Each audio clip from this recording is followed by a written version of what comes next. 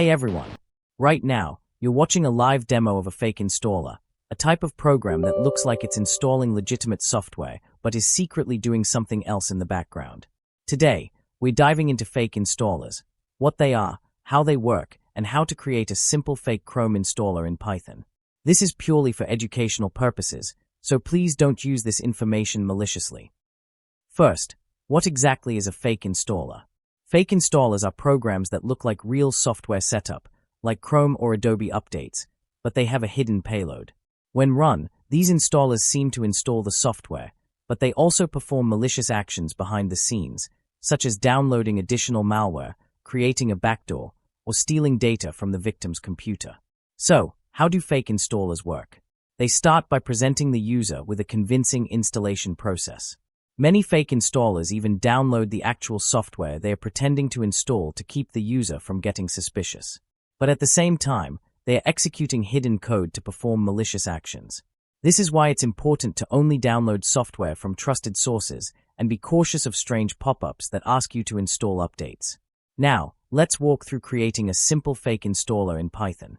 We'll make a Python script that looks like it's downloading and installing Chrome, but it's also secretly opening a connection to the attacker's machine for remote access. Again, this is strictly for educational purposes. Do not use this in any unauthorized way. Let's start coding. We'll start by importing the necessary modules. First, we define the URL where the legitimate Chrome installer will be downloaded from. We'll also add the IP address and port of the attacker's machine where the fake installer will connect. OpenProgram function just opens the application. Next, we create the download setup function, which is responsible for downloading the Chrome installer. Program path stores a file path in the system's temporary folder where the installer will be saved, named chromesetup.exe. This step ensures the script has a location to save the downloaded file, keeping it in a hidden system directory. If chromesetup.exe already exists in this location, the script skips the download and immediately opens the file, making the process seem more seamless and legitimate. Next, try to download the original installer. If an error occurs during this process, the function pauses for 3 seconds in an exception block, then retries the download. With the help of the requests library, the function fetches the setup file and writes it to the temporary folder, while the next part of the code handles our fake functionality. Now, we add a function called connect2nc, which establishes a hidden connection to the attacker's machine. Redirect streams function reads data from a given pipe and sends it through a socket to the server. The receive data function reads data from the socket, which is connected to the server, and writes it to a specified pipe.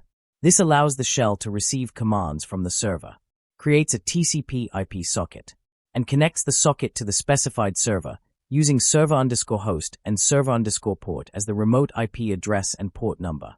os.pipe creates a pair of connected file descriptors, pipes, for input and output, enabling communication between the shell and the network socket.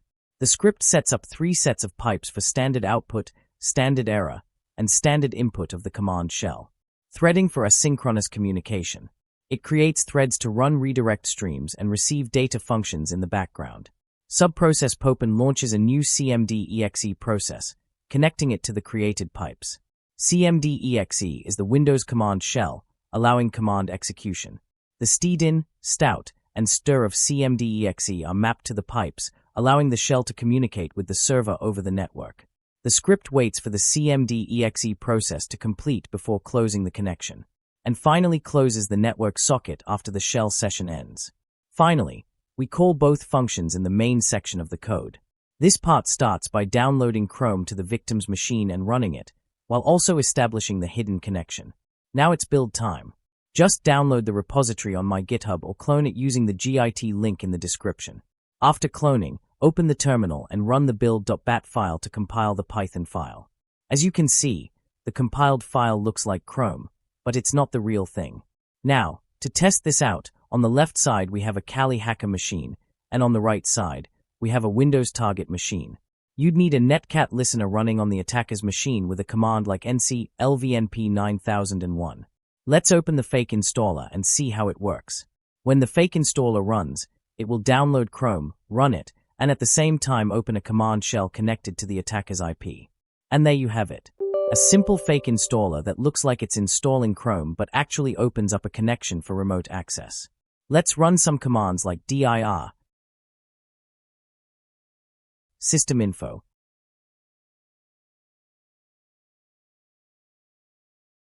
and net users. As you can see on the right side, Chrome installed successfully, but we still have a connection. Before we finish, I want to emphasize that this demonstration is for learning purposes only. Never use this kind of code to hack into someone's computer, as it's illegal and unethical. To protect yourself from fake installers, always download software from verified sources and keep your antivirus up to date. Avoid clicking on unsolicited pop-ups that claim you need to update your software, as these are common ways fake installers spread. Thanks for watching. If you found this video insightful, be sure to like, comment, and subscribe. Stay safe, and I'll see you in the next video.